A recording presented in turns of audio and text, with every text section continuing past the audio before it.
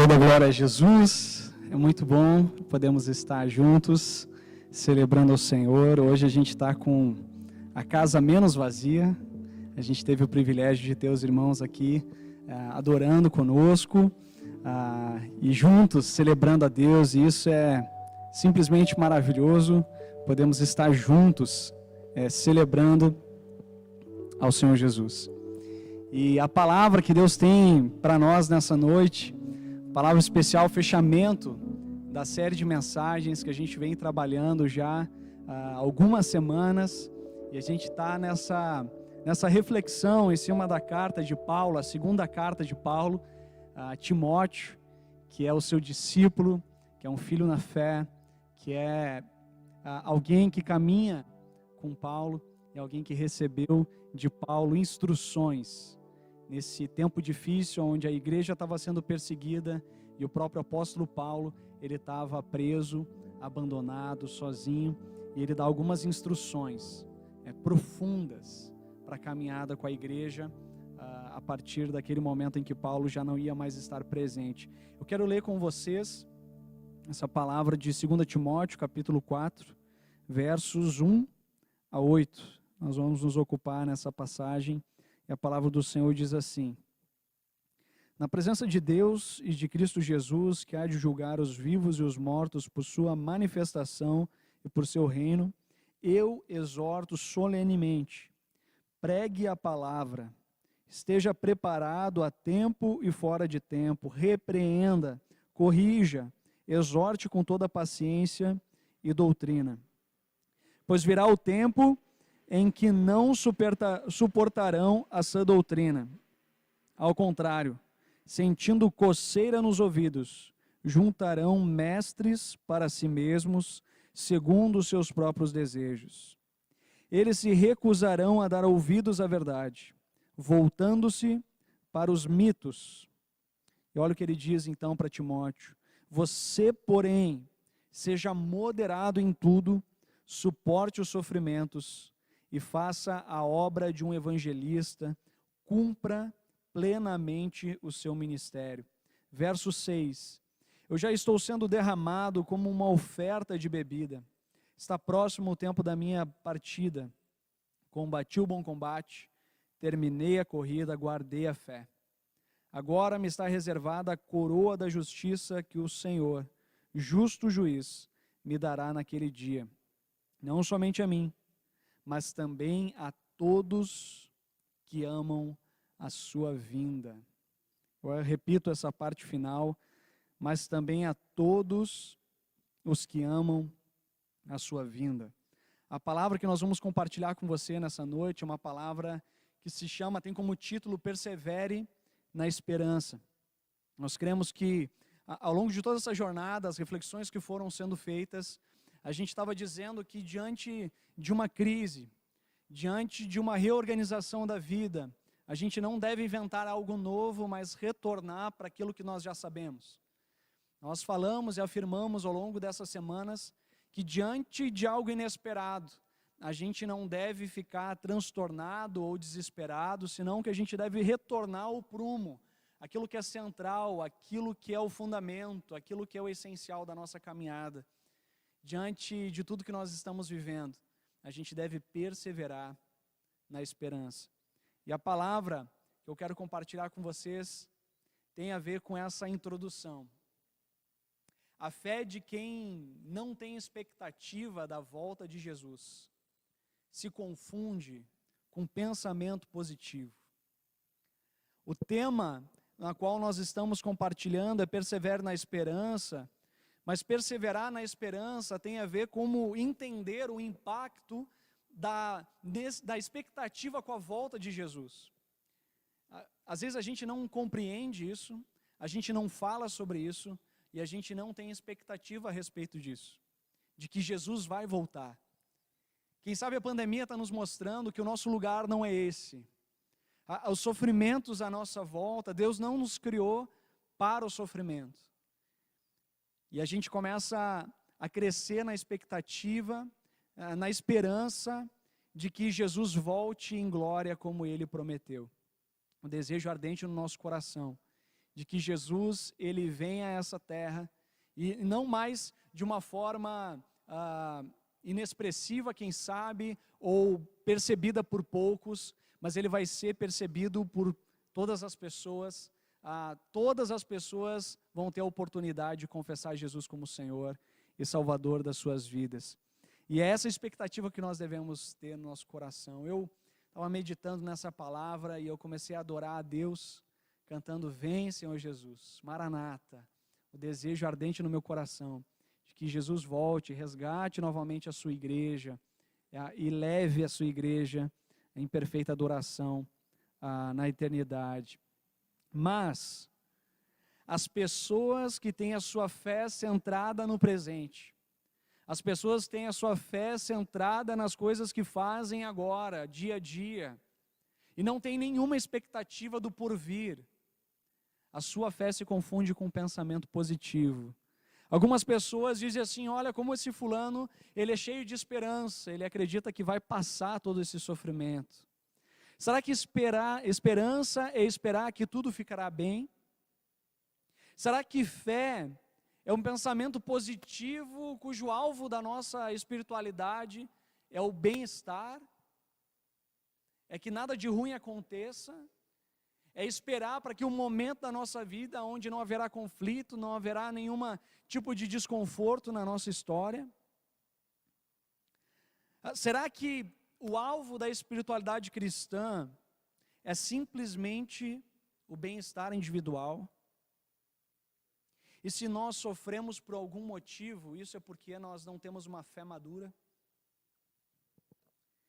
Quando nós olhamos para as Escrituras, eu vejo claramente um homem de Deus chamado Moisés, que aos 80 anos de idade foi convocado por Deus para conduzir um povo num deserto.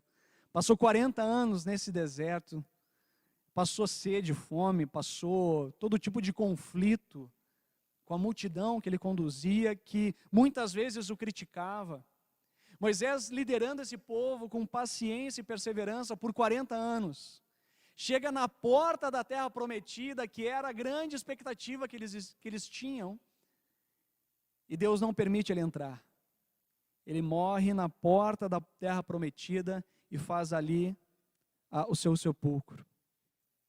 O que a gente pode dizer sobre Davi, grande rei Davi, que foi perseguido pelo próprio filho Absalão?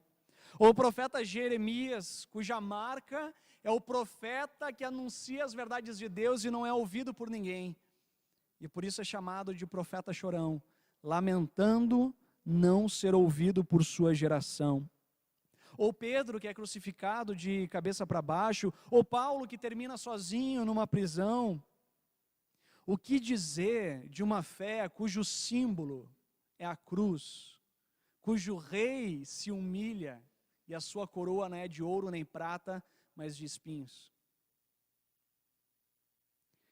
Desculpa, queridos, eu gostaria mesmo de dizer para vocês que a praga não chegará na sua casa, mas isso não é verdade. Eu gostaria de te dizer que a nossa fé nos torna imunes ao Covid-19, mas eu também não posso dizer isso porque não é verdade. A vacina continua sendo o único jeito de imunizar a população e retomarmos a vida em sociedade. Mas enquanto isso não acontece, pessoas firmam a sua fé como pensamento positivo somente na era presente, juntando mestres para nós mesmos, que afagam o nosso ego, manipulam as nossas emoções, alienam a nossa mente e por fim destroem a nossa alma. Pessoas que dizem o que queremos ouvir, manipulam as nossas emoções no momento do desespero, alienam nos colocando numa micro bolha de relacionamento, a qual nós não somos atingidos por aquilo que é contraditório. Se você não consegue ouvir o que é contraditório à sua opinião, você precisa rever a sua caminhada, porque você está em perigo. Se você só ouve quem fala a mesma coisa que você está em perigo. Estava falando esses tempos com alguns irmãos, que estavam dizendo assim: Bruno, eu não escuto mais as redes de canais abertos. porque elas manipulam, elas têm uma tendência. E daí nós estamos conversando sobre isso, de como funcionam as redes sociais. E as redes sociais, elas funcionam através de algoritmos da mesma maneira.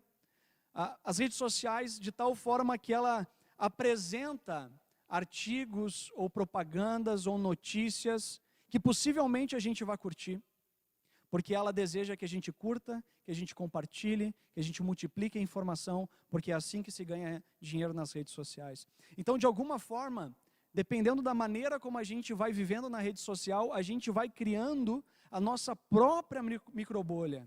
E assim nós só ouvimos as pessoas que dizem o que nós queremos ouvir. A gente precisa estar aberto ao contraditório. A gente precisa estar aberto àquele irmão querido que diz, olha, veja esse artigo e reveja o que você está falando. Porque aí reside sabedoria no compartilhar. E a igreja do Senhor Jesus é uma igreja diversa. É uma igreja com muitas opiniões, mas uma unidade de fé em Cristo Jesus. Portanto, a pergunta que nós queremos fazer diante desse texto, que o apóstolo Paulo, ele coloca tantos conselhos para Timóteo, e ele é tão atual, ele diz que chegará um momento que não suportarão essa doutrina, e ele está falando aqui do ensino saudável e equilibrado, não vão suportar. Diante disso, o apóstolo Paulo, ele convoca Timóteo para viver como se Jesus estivesse voltando. Você já imaginou como seria a sua vida? Como seriam as prioridades? Como seriam a tua caminhada se Jesus estivesse voltando? Se você tivesse essa expectativa ardendo no seu coração, Jesus está voltando, eu preciso rever as minhas prioridades, eu preciso rever com quem eu estou falando, eu preciso rever como eu tenho trabalhado, eu preciso rever a minha história, porque Jesus está voltando. O apóstolo Paulo disse para Timóteo, olha, a coroa da justiça está reservada a mim, e todos aqueles que amam a sua vinda. Paulo, ele tem a expectativa da volta de Jesus. Você e eu precisamos nutrir a expectativa da volta de Jesus. E a pergunta que eu quero fazer para você é essa: como a expectativa da volta de Jesus pode impactar o nosso presente? Que mudança acontece na nossa vida se nós vivemos na expectativa do retorno do Rei dos Reis, Jesus? É sobre isso que nós queremos compartilhar nesse tempo. Como você, ou o que você estaria fazendo se Jesus estivesse voltando? Eu quero trazer alguns elementos para nós que a Bíblia fala sobre a volta de Jesus. Jesus, em diversos momentos, ele fala sobre estar preparado e vigilante. Essas são duas palavras que é usado nas Escrituras. Estejam preparados e estejam vigilantes, estejam atentos. Atentos, ora, para os sinais que estão ao nosso redor, e nós temos muitos sinais ao nosso redor, seja o sofrimento ao nosso entorno, seja como nós falamos na pregação, não a anterior que o Aislan pregou, mas na anterior ainda, quando nós falamos que a maldade nos últimos dias aumentará e o amor de quase todos se esfriará. Sinais de que nós estamos vivendo os últimos dias. Estejam preparados, estejam vigilantes. A palavra de vigília tem na mente e no contexto das Escrituras aquele que está de prontidão, guardando seja a sua aldeia, seja a sua vila, ou seja a sua propriedade contra um possível opressor, alguma nação que vem contra-atacar. Então é uma pessoa que não dorme, é uma pessoa que está atenta, é uma pessoa que está aguardando algo acontecer. É dessa forma que a Bíblia descreve a nossa atitude, que atitude nós devemos ter. Jesus fala em torno de 6 parábolas sobre isso, sobre o fim dos dias. Isso é muito significativo. Paulo aborda amplamente esse assunto nas suas cartas. Pedro enfatiza através do sofrimento dos últimos dias. E Tiago acrescenta a estar preparado e a estar vigilante a palavra paciência.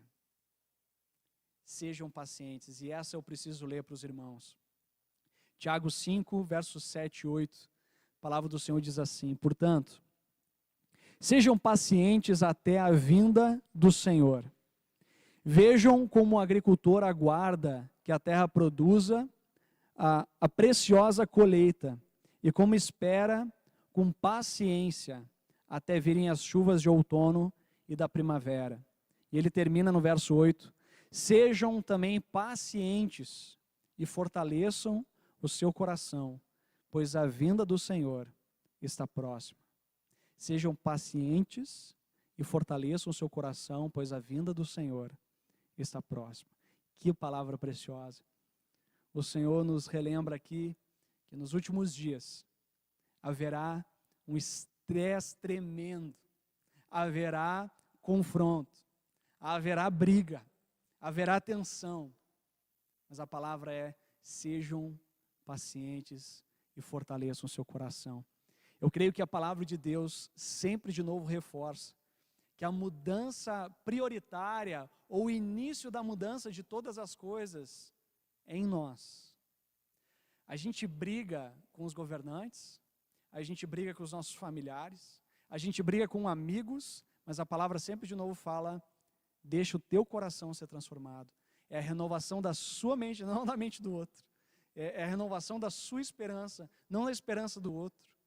Existe algo que Deus quer fazer em nós e que nós não estamos atentos. Existe algo que o Senhor está produzindo em nós, mas nós não estamos percebendo. Nós queremos a mudanças de amigos, parentes, familiares, governantes, mas nós não atentamos para a nossa história. Crises de ansiedade, extremamente raivosos por tudo e por todos, indignados, irados. Deus quer fazer algo nas nossas vidas e a gente precisa estar atento a essa mudança que o Senhor quer fazer nas nossas vidas. E eu quero destacar para os irmãos somente o verso 5 desse texto que nós lemos, o texto de 2 Timóteo, capítulo 4. E o verso 5, para mim aqui tem um conselho do apóstolo Paulo sobre o que significa as pessoas que entenderam que Jesus está voltando. Se você entende, Jesus está voltando, eu preciso ter uma atitude em relação a isso. E Paulo dá esse conselho para Timóteo, e esse conselho é para você, é para o teu coração, é para a realidade na qual nós estamos inseridos. Você precisa prestar atenção nisso. Agora, se você foi na cozinha, se você foi ao banheiro, chama todo mundo, porque essa é a mensagem de Deus para você, no contexto no qual nós estamos inseridos. E a palavra de Paulo é essa. E é interessante perceber isso, que Paulo, ele coloca normalmente um contexto e depois ele se refere a Timóteo, para a atitude que ele deve ter. O contexto é uma realidade. E ele mostra, olha, o pessoal não vai suportar a sua doutrina, eles vão ter coceira nos ouvidos, eles vão reunir mestres para si mesmo e vão viver em torno de mitos, verdades compradas para si mesmos. E daí ele poderia dizer, Timóteo responder, mas Paulo, é muito difícil isso. Eu tenho que brigar com esses que não aguentam essa doutrina. Eu tenho que brigar com aqueles que não ouvem a verdade. Não, mas olha o conselho que Paulo dá. Você, porém, seja moderado em tudo. Suporte os sofrimentos. Faça a obra de um evangelista. Cumpra plenamente o seu ministério. Olha o que ele está dizendo aqui, queridos. A primeira coisa, seja moderado em tudo. E quando eu peguei a tradução dessa palavra, ela é maravilhosa, porque ela tem outras possíveis traduções, como equilíbrio. Sejam em tudo equilibrados, sensatos, tenham bom senso. Mas a palavra que me pegou foi sobriedade.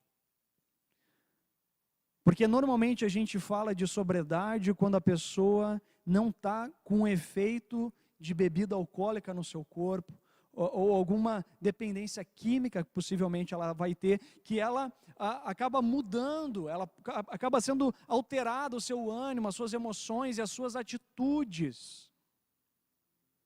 Sobriedade.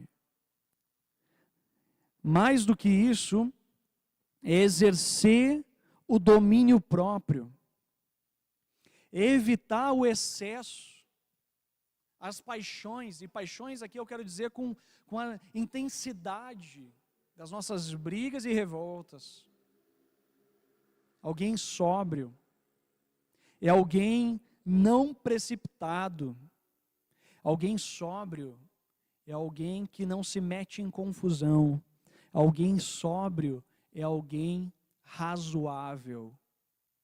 As nossas conversas, elas precisam ser levadas à tona a razão, o argumento, a reflexão ponderada sobre todas as coisas. O cristão crente no Senhor Jesus não pode ter como base dos seus argumentos fake news em WhatsApp. Não pode. O crente no Senhor Jesus precisa olhar a notícia com critério. E se uma vez repreendido por outro a respeito do fake news, precisa ter a hombridade, a seriedade de reconhecer e pedir perdão. Porque às vezes, infelizmente, nós temos irmãos queridos que sabem que estão passando fake news, mas querem causar.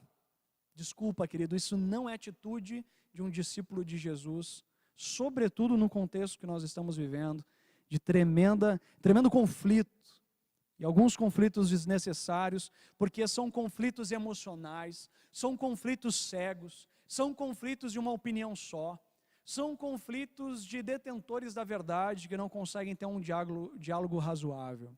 O discípulo de Jesus tem que estar disposto a sentar e dialogar com aquele que opina diferente. E mais, precisa, à luz do Evangelho, julgar todas as coisas. E se deixar julgar pelo Evangelho. Esse é o princípio da palavra de Deus. Conselhos do apóstolo Paulo também em 2 Timóteo. Ele diz assim, em 2 Timóteo, capítulo 2, versos 23 e seguintes, ele diz assim: evite as controvérsias tolas e inúteis, pois você sabe que acabam em brigas. Ao servo do Senhor não convém brigar, nota isso, querido, mas ser amável para com todos, apto para ensinar, paciente. A nossa atitude como discípulo de Jesus não é entrar em embates fúteis e inúteis, aonde a gente tenta ganhar a conversa e perde a pessoa. Nós devemos ser amáveis e conquistar o coração do outro, para conquistar o direito de ser ouvido. Às vezes a gente fala de um amor que a gente não vive. A gente fala que está amando, mas na verdade a gente está agredindo.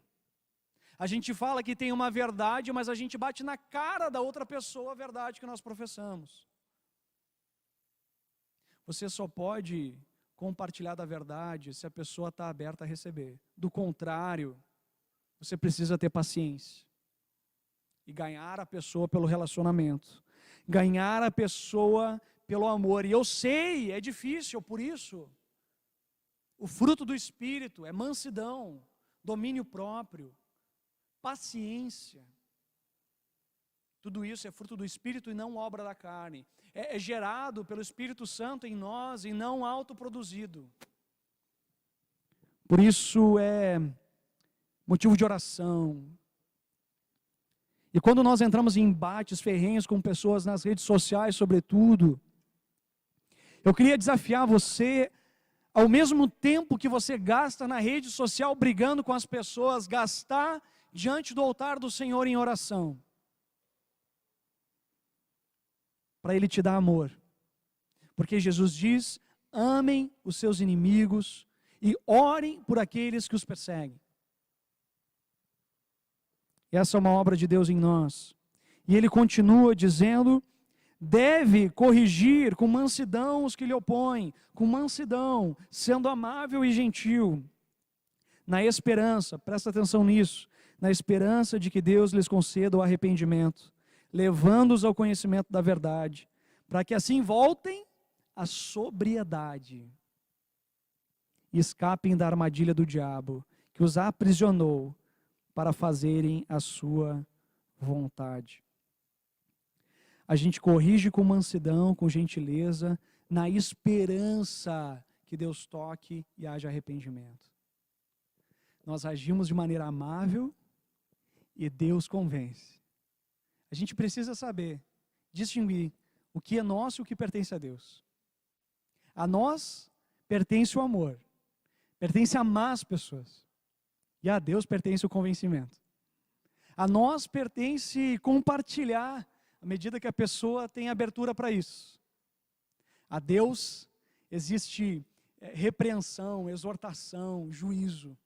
Mas isso é com Deus e não conosco. Segundo aspecto desse texto, segunda verdade que nós devemos viver é suporte os sofrimentos. E a palavra aqui para suporte o sofrimento nos dá a conotação de suportar as dificuldades com paciência. Eu creio que muitas pessoas nessa pandemia, elas têm rogado para que o sofrimento cesse. Isso é legítimo. A gente deve clamar para que tudo isso termine. É importante, é bom. Mas a palavra de Deus fala para nós que o cristão não deve fugir do sofrimento, nem mesmo fingir que não existe, viver de maneira alienada. O cristão deve perseverar no sofrimento. Essa pandemia está difícil para todo mundo. E o que Deus requer de nós é que a gente persevere. Não que a gente finja que não exista, e não que a gente fuja dele, mas perseverar com paciência. Queridos, Paulo está falando isso no meio de uma perseguição da igreja. Pessoas eram presas por causa do evangelho, pessoas eram mortas por causa do evangelho. Paulo está dizendo para Timóteo, suporte o sofrimento.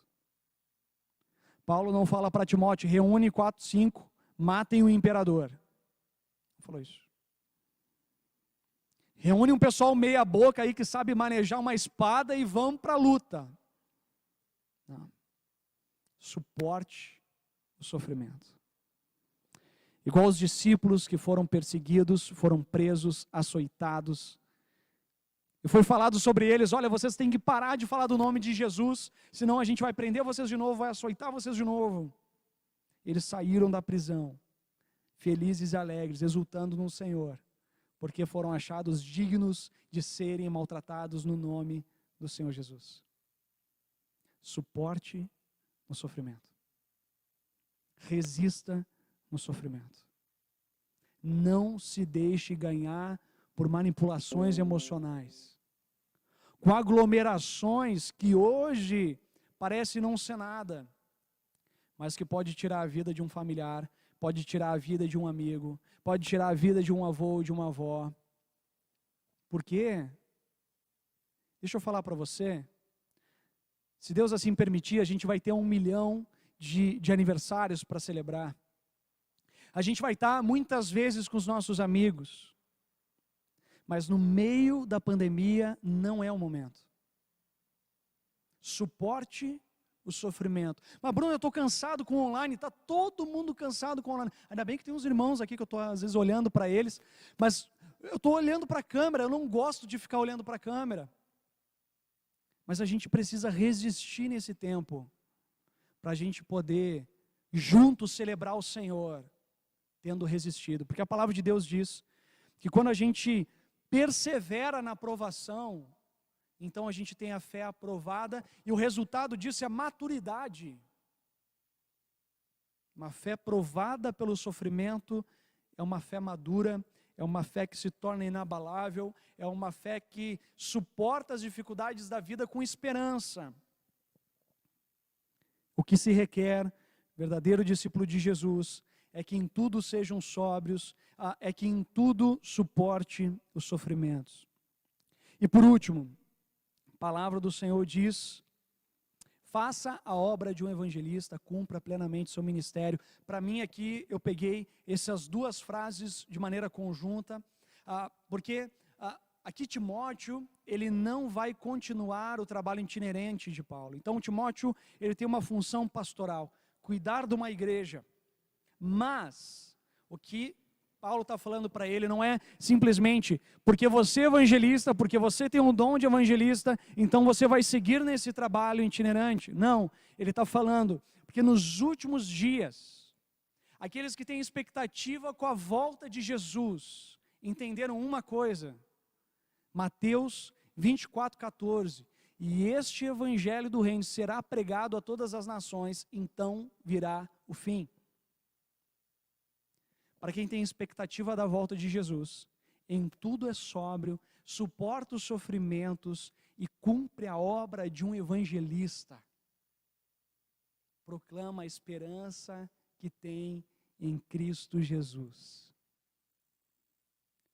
Nunca antes na história, pelo menos da minha geração, nós tivemos tanta oportunidade para falar da esperança que está no nosso coração. A esperança que nos move. Quantas pessoas que estão vivendo na sua casa o sofrimento do luto, aonde a visão é que a morte é o fim de tudo. Você e eu sabemos que a morte não é o fim. O que você tem proclamado? Nas suas rodas de conversa, você fica falando do governante X, Y, em vez de falar da esperança que te move. Pessoas têm perdido a vida. Pessoas têm encerrado a sua jornada nesse mundo. E o que nós fazemos? Discutimos somente das coisas terrenas e não falamos das coisas celestiais, do que está sendo preparado para aqueles que o amam. O Senhor deseja que a gente cumpra, viva a nossa vida de propósito e com propósito, com intencionalidade e urgência. Alguns irmãos, na verdade isso já é uma briga épica. Alguns irmãos ficam brigando se a igreja deve se envolver com justiça social ou evangelização das nações. Mas quem disse que isso é uma oposição? Quem disse que ou você faz justiça social ou você leva as pessoas à eternidade? Ou você luta pelos direitos humanos, ou você fala do evangelho, e aquele pobre miserável vai viver eternamente com o Senhor Jesus. Nós damos o pão ao que é necessitado, e nós damos o pão da vida, para que ele possa viver eternamente. Nós promovemos a vida aqui na terra, e buscamos a dignidade do ser humano, mas nós proclamamos como se nada aqui ele tivesse. Como se a única coisa que realmente importasse é a glória eterna conquistada na cruz por Cristo Jesus. Essa é o nosso tempo. E o nosso tempo requer isso. Sejam sóbrios. Fuja dos embates. Evite a ira, a fúria. Seja sóbrio, ponderado, razoável. Suporte os sofrimentos. É tempo de perseverar. E aqueles que perseverarem terão a sua fé aprovada e se tornará maduro. Mas cumpra a obra de evangelista. Fale das coisas do Senhor. Fala da esperança que te move. E eu quero terminar com esse versículo aqui. Antes, santifiquem Cristo como Senhor em seu coração. Estejam sempre preparados para responder a qualquer pessoa que lhes pedir a razão da esperança que há em vocês. Queridos, antes de brigar, antes de entrar em confusão, antes de entrar em embates em rede social, WhatsApp, quem sabe com familiares, santifique Cristo no seu coração. Deixa Ele tomar, o Espírito Santo tomar o teu ser por completo. Deixa você provar do amor que vem dEle, o amor que é incondicional, o amor que somente dEle podemos experimentar. Para que dEle surja força, ânimo, equilíbrio, sobriedade. Para que nele a gente possa suportar o sofrimento, perseverar no bom combate. E no meio do caos que nós vivemos, povoar os céus, para a honra e glória de Jesus. Porque Jesus diz: quando um perdido é achado, existe festa nos céus. Você quer aglomerar? Você quer fazer festa? Então promova a festa no céu. Seus olhos. Senhor Jesus, eu quero orar por essas pessoas que estão nos assistindo. Senhor Jesus, eu tenho absoluta certeza que muitos têm entrado em brigas, muitos estão com seu coração contaminado pela raiva, pelo ódio. Senhor, eu te peço em nome de Jesus, retire isso. Derrama do teu amor, Pai, da tua paz, do teu domínio próprio, da tua paciência.